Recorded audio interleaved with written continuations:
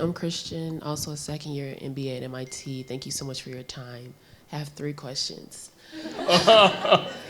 Take your Okay. time, no problem. So, you operate businesses in different industries. So, my first question is, how do you approach managing conflicts of interest between like your businesses or potential conflicts of interest and or conflicts of interest between like your business and now your political obligations? The second question is, I'm just curious. You said that people of all parties voted for you. You were clearly successful in that. What do you think was your secret sauce? And like, what value do you think you provided to your now constituents? And thirdly, what is like the biggest political issue on your mind right now? How are you thinking about it? And how do you again manage anything that could combat like your businesses as it is? So I'll see when you have multiple roles and you work in multiple areas, you have to draw a line and you have to say that, this is what I will do and this is what I will not do.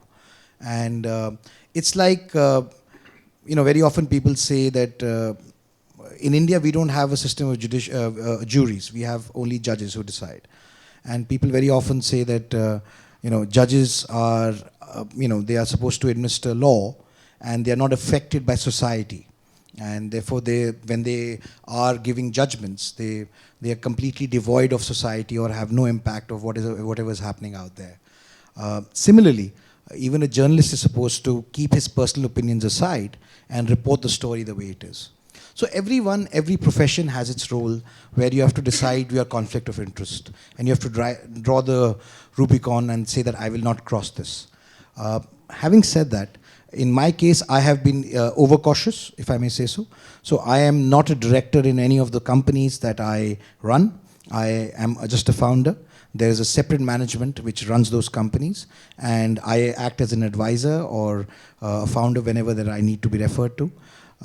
And while I am in policy making, I choose not to actively be involved in the running day-to-day affairs of the businesses. So it is completely up to you and your own morality and your ethics how you decide that the conflict of interest doesn't arise. It's a thin line.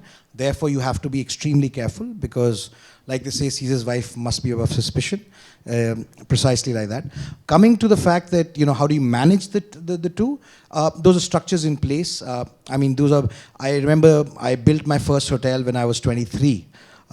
And it took me about 24 months to build a 500,000 square feet hotel, about 250 rooms from scratch. And after that, and it was a very good learning experience for me. I didn't need to physically do all those things after I built my first one. The second, third, and fourth happened very in a systematically, completely devoid from being hands-on. So that has really not been an issue as far as the management part is concerned. I'm sorry if you could repeat your second question. The second question was, what is your secret sauce? Why did people vote for you of different parties? Yeah. I think people voted for me from different parties because what I was representing, with the thought process that I came, my ideology, and what I wanted to do as an individual. And while there are political parties and there are ideologies, of course, and after winning, I am a part of the NDA, the ruling coalition now. And that's all because of the thought process that I saw, the work ethic and so on and so forth.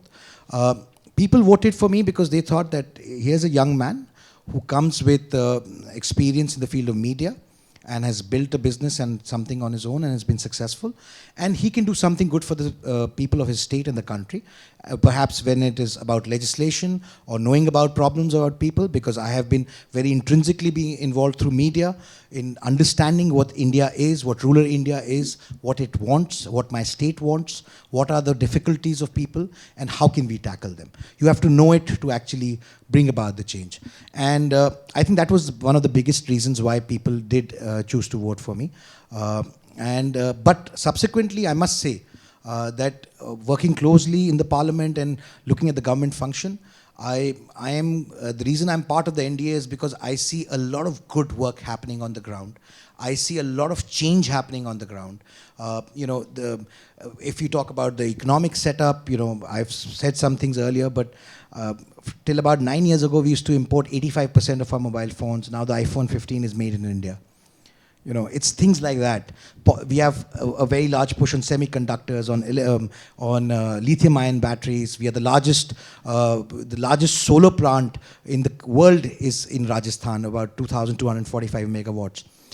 We have our ports capacity is sitting at about 2,600 MPT, which will double by 2035 and triple by 2047. So when we talk about infrastructure, when we talk about growth, when we talk about bringing about change, it is something which this government has been doing in a very effective manner. And that is what also drew me towards the coalition and the ruling government, because I wanted to be a part of that change. I'm sorry, I've lost the third question again. I mean, you've kind of like already addressed it, but what big political issue keeps you up at night, and how are you thinking about that?